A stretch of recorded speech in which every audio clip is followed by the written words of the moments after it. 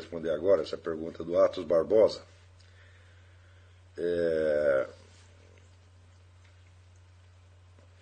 Diz: entendi que o senhor disse para nós não esperarmos aprovação social nem compreensão do meio, para exigirmos o máximo de nós mesmos, moralmente, etc., mas sermos compassivos com os outros, perdoá-los, ajudar as pessoas sem ver a quem ou distinguir entre os dignos e indignos da nossa atenção, enfim, nos centrar numa conduta cristã, verdadeiramente cristã, e buscarmos o conhecimento mesmo que não possamos transmiti-lo, o que provavelmente não poderemos mesmo. Eu mudei, inclusive, o meu necrológio nessa parte. No entanto, o isolamento, não intelectual, mas físico mesmo, total, é impossível. E quanto a essas pessoas com quais nós temos que nos relacionar no dia a dia e que nos agridem, eu me sinto agredido com suas opiniões, entre aspas, a respeito, por exemplo, da Igreja Católica, de Nossa Senhora, do Senhor mesmo, de Aristóteles, opiniões depreciativas. Pessoas que são o resultado direto dessa insuportável hegemonia cultural. O senhor entende o que estou dizendo? Claro que entende. O que a gente faz nesses casos? Ignora, engole sapos e faz desentendido?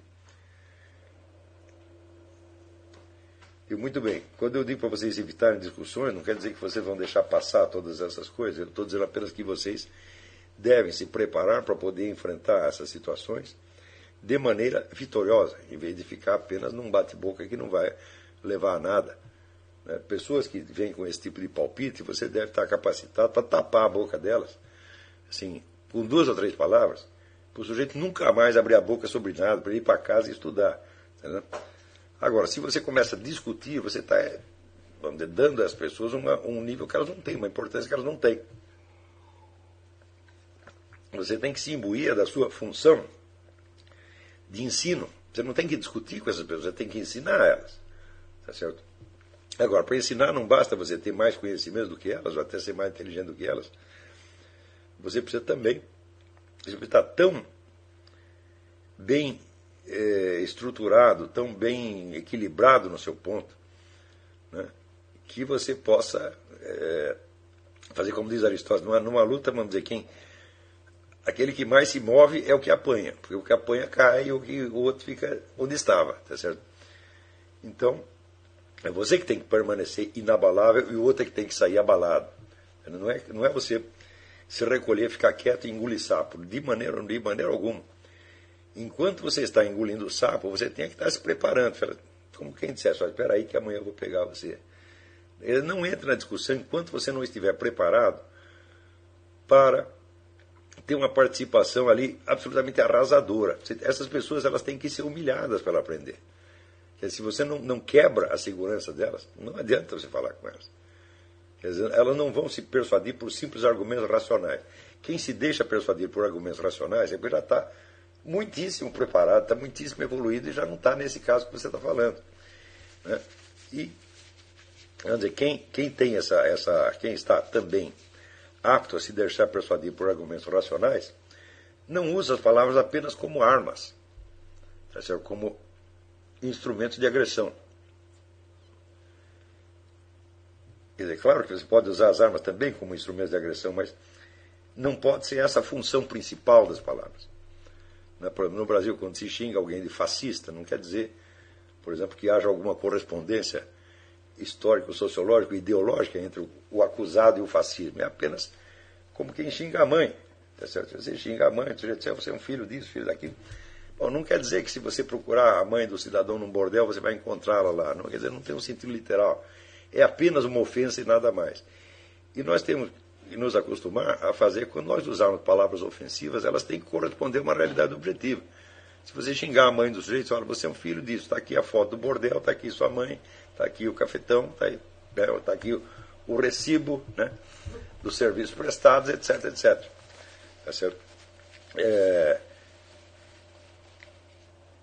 Então, não entre numa discussão apenas para dar empate. Nem só para ganhar a discussão. Você vai entrar para ensinar alguma coisa para a pessoa, ou então não faça nada. Isso tudo é uma perda de tempo. Quer dizer, eu não estou dizendo para vocês se ausentarem da briga, estou apenas dizendo para se prepararem para ela. E para entrarem nela numa condição vantajosa. Olha, eu confesso para vocês que em todos esses anos, em tantos confrontos polêmicos que eu digo por aí, eu não encontrei um sujeito que estivesse à altura de discutir comigo nada. Então a minha posição não era de debatedor, era de professor. Mas olha, eu estou aqui para lhe ensinar a matéria, você não sabe nem os rudimentos do assunto, o que é que eu vou discutir com você?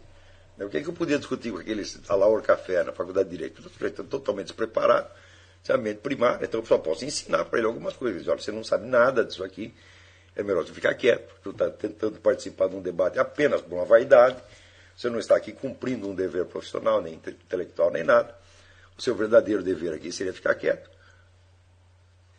Então eu vou lhe dar os elementos faltantes. Quer dizer, um pouco tem que fazer como o Mário Ferreira, no famoso debate com o Caio Prado Júnior, falou, eu vou fazer, antes de eu fazer a minha conferência, eu vou refazer a sua, porque está tudo errado. Então, a gente tem que proceder assim, quer dizer, nós temos que ter perante a sociedade humana uma posição que reflita a dignidade da nossa função real. Nós estamos aí para ensinar, nós estamos aí para civilizar, nós não estamos aí para discutir. Você não pode aceitar a discussão com o ignorante. Quer dizer, o ignorante, você ou fica quieto, quer dizer, você recusa a ele a honra da discussão, ou então você entra na discussão com a finalidade de você humilhá-lo pedagogicamente, de fazer ele sentir vergonha do que fez, tá certo? E isso vai representar para ele um estímulo a que ele se eduque melhor. Quer dizer, essa é a sua função, não debater, tá certo? Então, quando você for obrigado a ficar quieto, você perceber que não há condições para uma discussão, não se sinta frustrado por causa disso, não. Tá certo? Você não está recusando propriamente a discussão. Você está apenas adiando um confronto. Eu nem chamaria isso de discussão. Eu acho que não há a menor condição de discutir o que quer que seja no Brasil de hoje, em parte alguma. Isso aí não se refere a pessoal de direita, de esquerda, de direita, não tem perfil ideológico. Quer dizer, o que aconteceu no Brasil nos últimos anos foi uma tragédia intelectual como nunca aconteceu no mundo. Prestem atenção no que eu estou dizendo. Né? Eu reparo, quando eu às vezes acompanho, pego umas discussões na internet, no Orkut, etc., só para tomar a temperatura e pressão da sociedade brasileira e ver como é que está. Né? Eu reparo sempre aquelas duas coisas. Primeiro, vamos dizer, as falhas elementares de percepção. O sujeito não sabe qual é a sua posição real dentro das circunstâncias e, portanto, ele não mede as coisas com realidade. Né? Então, neste caso, quando há uma falha de percepção, eu digo, como você poderia corrigi-lo no nível da linguagem? No nível da linguagem, você pode corrigir pensamentos, mas não percepções. Quer dizer, as pessoas elas não estão precisando de argumentos contrários, elas estão precisando de uma reeducação. E reeducação não nas partes superiores da cultura. Estão precisando de uma reeducação primária. Eles precisam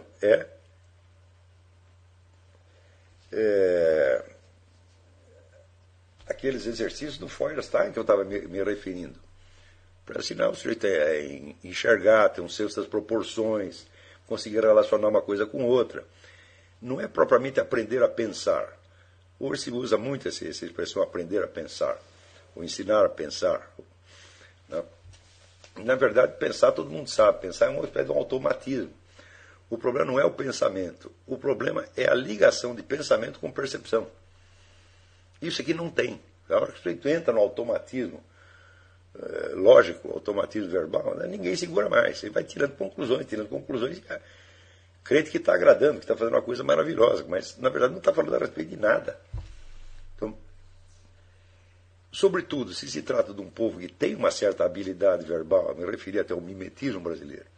Esse mimetismo pode ser muito bom para aprender línguas estrangeiras, por exemplo. Tá certo? Onde você está menos interessado na referência das palavras a coisas reais do que na adequação contextual da palavra. Quer dizer, você dizer a palavra certa quando ela convém à conversa, convém à comunicação do momento. Quer dizer, você ter uma comunicação boa entre pessoas, ou até num meio estranho, não quer dizer que que o que você está dizendo tem algo a ver com a realidade. Você pode manter conversas inteiras que não dizem nada a respeito de nada e, no entanto, são perfeitamente adequadas do ponto de vista social. O que eles chamam aqui de small talk. Né? Small talk, pouco importa o conteúdo do que você está dizendo, importa apenas que a sua frase esteja adequada àquela circunstância social imediata e pareça se encaixar. Nesse sentido, o brasileiro tem uma habilidade, tá certo? Mas, quer dizer, ele tem uma habilidade na função comunicativa, nas duas, na função expressiva, né, e na função apelativa da linguagem. Quer dizer, ele sabe expressar os seus sentimentos, expressar a sua vontade, expressar os seus desejos, as suas insatisfações, e sabe afetar o outro, ele sabe ter uma atuação sobre o interlocutor. Né? Por exemplo, ele sabe intimidar, ou agradar, ou lisonjear, isso ele sabe. Agora, quando chega na função denominativa, que é a relação entre a fala e o mundo, aí, bicho, aí o brasileiro não sabe nada, acho que ele nem sabe que existe esta função. Então, é na ligação entre linguagem e percepção que a coisa falha completamente, e é justamente isso o que mais interessa para nós. Eu me lembro, assim, em todos esses debates, entre aspas, dos quais eu participei, nunca tinha ninguém falando a respeito de nenhum fato, de nenhum dado da realidade. Eu me lembro, por exemplo, quando eu tive um debate sempre entre aspas, né, com o João Pedro Stedley, tá certo? Quando ele disse que havia um estado de violência endêmica no campo brasileiro, e daí eu tive que mostrar para ele o livro dele mesmo, onde ele dava, né, o livro chama O Problema Agrário no Brasil, onde ele dava as estatísticas de mortes no campo. E as mortes no campo brasileiro, em toda a extensão da região rural, era assim, a 30, 40 pessoas por ano. Enquanto nas cidades estavam morrendo 30 mil, 40 mil. Quer dizer, era uma diferença de 1 para 1000. Né? E, no entanto, na hora que ele dizia há uma situação de violência endêmica no campo, ele dizia aquilo com o sentimento, certo? Ele conseguia expressar o sentimento dele e conseguia atingir o coração da plateia com aquilo. Só que o que ele estava dizendo não tinha nada a ver com aquilo que ele mesmo sabia da realidade. Quer dizer, era como se fossem duas pessoas, uma pessoa de 2 andares. Tem aqui um embaixo que percebe, sabe os fatos, e tem outra em cima que fala. Esse é um problema endêmico no Brasil. Isto sim é endêmico no Brasil. Não é violência no campo, tá entendendo? Então, essa desconexão de palavra e experiência é endêmica. Então, quando você entra numa discussão com uma pessoa assim, você está lidando com um caso extremamente grave. Porque, por mais acertados que sejam os seus argumentos, tá certo? Eles não vão atingir o sujeito. Porque o que está faltando para ele não é a formulação certa de um pensamento. O que está faltando para ele é a percepção daquilo que ele mesmo sabe. O que está faltando é o mínimo de identidade consigo mesmo que o sujeito precisa ter. Não é um problema de ideia, não é um problema de ideologia, não é um problema de cultura, é um problema psicológico grave. Né? Então,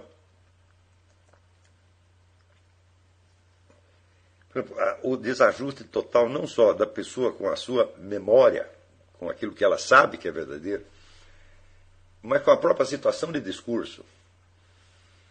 Quer dizer, por exemplo, se um sujeito, vamos dizer, numa discussão de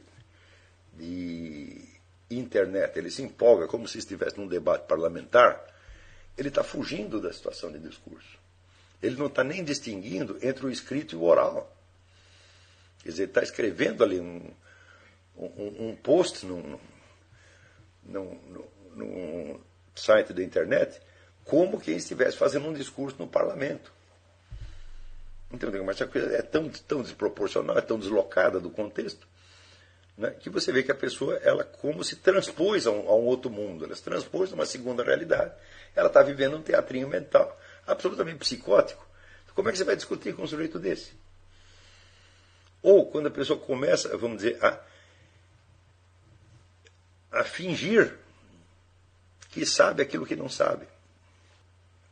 Então, esse esforço de fingimento, quando a pessoa se entrega a isso, significa o seguinte: o interesse dela pelo assunto que ela está falando é mínimo. Ela está interessada apenas nela mesma e no seu desempenho social. Então, nesse caso, o que quer que você diga sobre o assunto não atinge o fulano. O que ele está medindo é a qualidade do seu desempenho, se ele está impressionando ou não. Então, é claro, veja, aqui nos Estados Unidos dificilmente você encontra essas situações. As pessoas aqui elas são muito mais diretas e muito mais objetivas. E se elas participam de uma discussão é porque elas estão realmente interessadas naquilo. Tá certo? E todo mundo sabe que não vai conseguir impressionar muito. Né? Porque aqui, o pessoal, essa arte de discutir, o pessoal aprende desde a escola secundária, mesmo a escola pública. Todo mundo ali teve que fazer discurso, teve que discutir, etc, etc. Então, não há muito o que impressionar os outros pelo desempenho. Né? Então, estão livres dessas preocupações de autoafirmação e elas podem se centrar mais ainda no debate. É por isso que aqui nos Estados Unidos, frequentemente, adianta você discutir. Você pode persuadir uma pessoa do seu erro aqui. Agora, no Brasil, isso se torna impossível. Porque persuasão de erro se dá, vamos dizer, num nível intelectual. Agora, e nos níveis de baixo, vamos dizer, no nível emocional, social, até físico. Né? Eu conheci no Brasil um monte de pessoas que numa simples conversa, elas falavam com voz impostada, como se estivessem num teatro. No próprio debate com o João Pedro Stedley, nós estávamos sentados numa mesa, né, era como é que se diz, não era uma mesa redonda, na verdade era uma mesa, né, longitudinal, mas como se fosse uma mesa redonda. E chega na hora do sujeito falar, ele se levanta e pega o microfone na mão e começa a fazer, vamos dizer, um comício. Né? Eu digo, bom, mas como é que se faz, se transforma um comício num debate? Eu falo, não dá. Você só pode responder com outro comício. Né? Então é uma coisa totalmente inadequada a situação de discurso. Ademais, o comício era totalmente desnecessário, porque 80% da plateia eram militantes do MST. Então, para que precisava fazer um comício daqueles que já eram seus eleitores? Né? Então, todas essas inadequações entre o fulano e o assunto, entre o fulano e a sua memória, entre o fulano e o papel real que ele está desempenhando ali, tudo isso cria uma situação absolutamente psicótica, na qual a discussão, a seriedade dos seus argumentos vai se tornar cômica. Tá entendendo? Então, muitas vezes, o que você tem que fazer é simplesmente estourar o balão do sujeito, mostrando que ele é um palhaço e que ele está fazendo uma palhaçada ali. Se você conseguir fazer isto, você não precisa nem entrar na matéria em discussão. Porque não se trata disso. Né? Os argumentos pertinentes à matéria em discussão são importantes quando os dois lados estão prestando atenção nas mesmas coisas e estão desempenhando, vamos dizer, papéis que são mutuamente correspondentes. Se eu sou um debatedor numa mesa redonda, espero que o outro se comporte como um debatedor numa mesa redonda.